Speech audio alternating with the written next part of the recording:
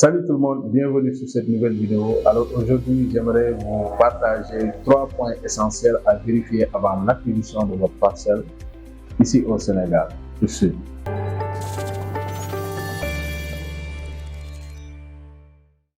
Pour ceux qui ne me connaissent pas encore, moi c'est Ndiaga Wade, je suis le directeur de l'agence Agip Invest. Dans cette chaîne, nous t'apportons des conseils et des opportunités d'investissement immobilier et agricole. Si toute cette thématique t'intéresse, alors la seule chose à faire, c'est de s'abonner à la chaîne, à activer la cloche de notification pour ne rater aucune de nos prochaines publications. Tout d'abord, ce qu'il faut noter, c'est que vous devez définir les objectifs d'achat de votre terrain. Là, ça va te permettre de faire un bon choix qui est adapté à ton besoin. C'est très important. Maintenant, j'aimerais vous lister les 3 points essentiels que vous devez vérifier. La première chose à vérifier, c'est le repérage du terrain, en d'autres termes, l'emplacement. Et là, j'aimerais vous lister 4 critères, 4 points qui sont pour moi très importants à vérifier et qui vont vous permettre de vous assurer que votre terrain a un bon emplacement. Le premier critère, c'est le choix de la ville. Là, il s'agit de voir si la ville présente de belles perspectives d'avenir sur le plan infrastructure et sur le plan social, tout de même sur le plan économique. Deuxième point, c'est le positionnement. Là aussi, vous allez voir qu'il y aura des terrains qui sont dans des formes de pente, des terrains qui sont en bas fond, des terrains qui sont sur des sols plats. Là aussi, c'est très important de le vérifier afin de le corréler à vos choix d'achat de votre terrain. Le troisième critère, c'est la nature du sol. Là aussi, vous allez voir qu'il y aura des sols sablonneux, des sols argileux, des sols marécageux. En tout cas, il y a beaucoup de nature de sols qui se présentent dans l'ossature, dans l'échiquier foncier du Sénégal. C'est à vous de vérifier quelle est la nature. Quatrième point, c'est l'accessibilité. Là aussi, je vois que c'est très important de voir l'accessibilité de la parcelle parce que je pense que c'est pas intéressant d'acheter un terrain et que une voiture ne peut pas accéder à ce terrain ou bien un camion ne peut pas accéder à ce terrain. Là aussi, ça pose problème. Donc, il faut vérifier si réellement le terrain qu'on va vous vendre est accessible. C'est-à-dire qu'on peut prendre tous les moyens de locomotion pour y accéder. C'est très important. Donc, voici les 4 critères qu'il faut vérifier et qui vont vous donner une idée sur le bon emplacement de votre parcelle. Le deuxième point à vérifier, autant pour moi, c'est l'aspect légal du terrain. Et là, nous faisons allusion au papier. Donc, si toutefois celui qui veut vous vendre le terrain vous délivre la nature du papier, vous allez prendre le papier et vous approcher des services compétents en la matière et dans la zone pour faire ce qu'on appelle une réquisition de l'état foncier. Là aussi, il peut se présenter plusieurs situations par rapport à la nature du papier que vous délivre le vendeur. Parce que quand il s'agit d'une délibération, il faut se rapprocher de la mairie, soit à la préfecture, soit au service du cadastre de la zone.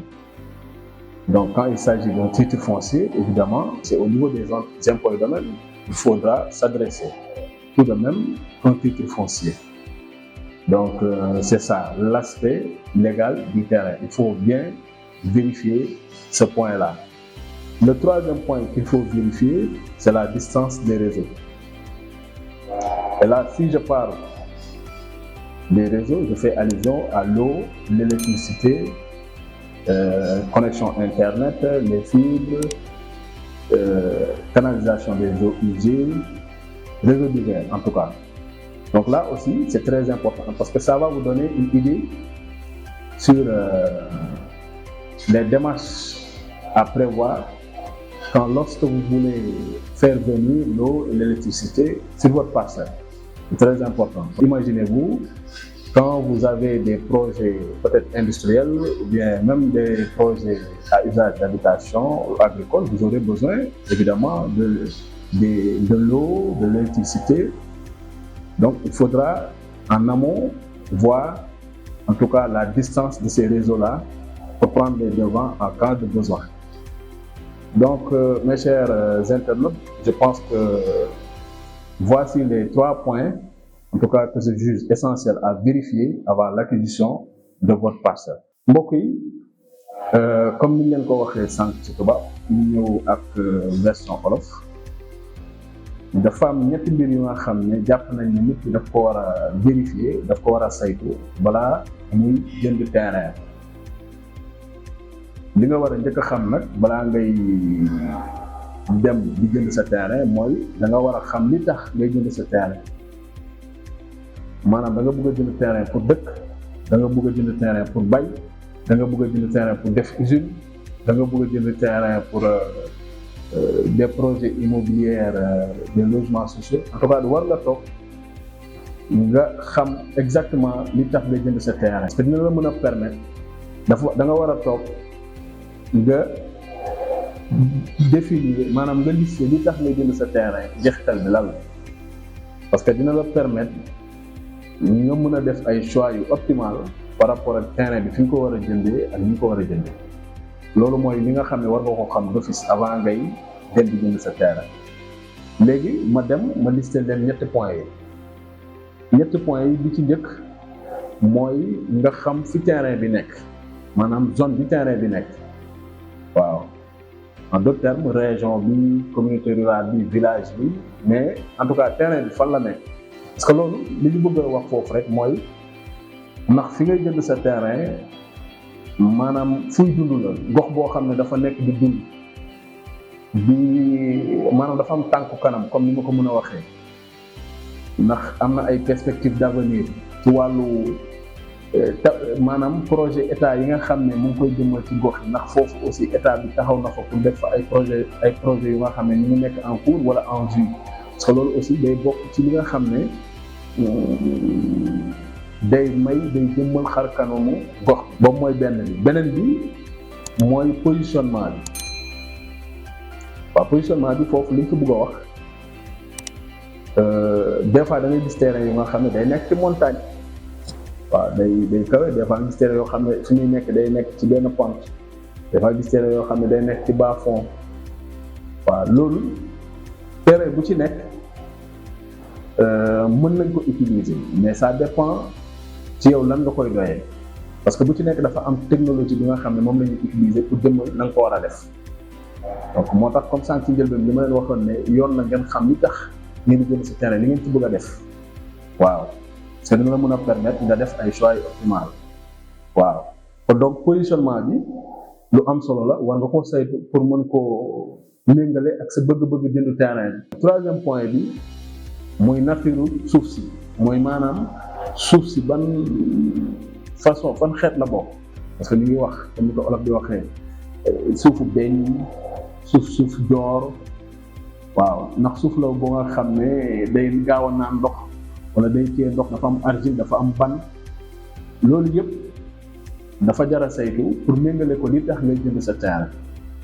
parce que imaginez boo bëggee jënd terrain bu nga xam ne nga bëgg a bay kooku di nga soxla terrain bu nga xam ne dafay humide waaw sol boo xam ne day humide à tout instant parce que boobu par rapport ak mbay bi fa mën a def adéquat na mais imagine nga bëgg a jënd terrain bu nga xam ne da nga ko bëgg a dëkkee foog nga jënd terrain bu nga xam ne dafay humide dafay sec waaw maanaam day am suuf su bëri mën a naan ndox mi bu tawee kon donc nature sol bi tamit point bu communal bu nga xam ne da nga ko war a vérifier avant ngay passer à l'acte d'achat. Quatrième point bi mooy l'accessibilité là aussi dina mën a tax nga saytu ndax fii ngay jënd sa terrain oto bu bëggee ñëw dana fi ñëw ba gaare sa buntu kër camion bu bëggee ñëw dana ñëw ba gaare sa buntu kër vélo charrette kazalika noonu donc day mën a tax nga xam ndax moyen de locomotion boo mën a yor ndax di nga mën a accès si sa terrain bi nga bëgg a jënd loolu aussi dafa am solo parce que des fois nga jënd terrain yi nga xam ne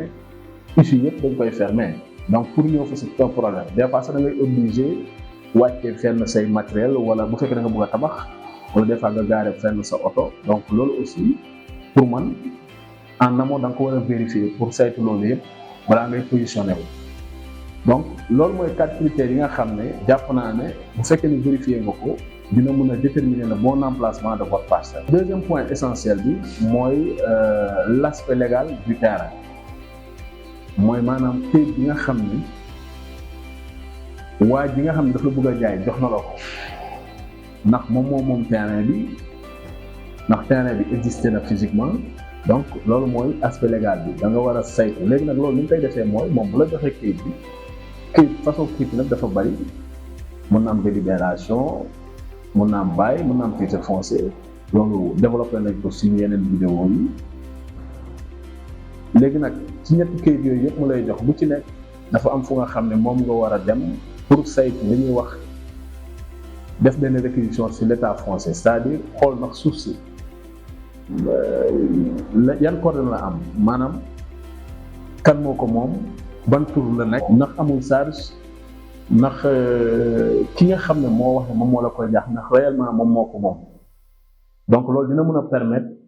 nga mën a jël ay position maanaam mën a continuer ces discussions d'achat voilà donc boobu mooy deuxième point bi. Troisième point bi mooy la distance des réseaux boobu mooy 3 points essentiels mooy distance réseau yi léegi boobu li ma bëgg a wax foofu mooy réseau am na ndox courant internet téléphone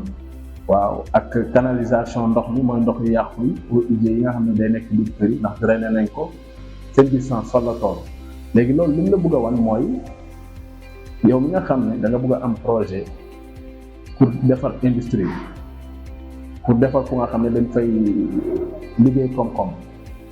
di nga soxla courant di nga soxla internet distance bi fan la toll ndax jege na wala jegewul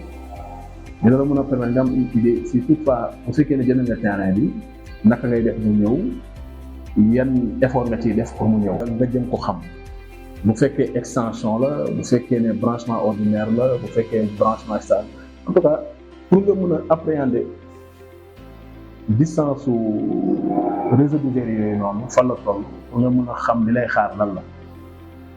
donc mbokk yi loolu mooy ñetti points yi nga xam ne jàpp nañ ne nit ki avant muy dem di jënd terrain daf ko war a xam waaw pour mën a jël ay position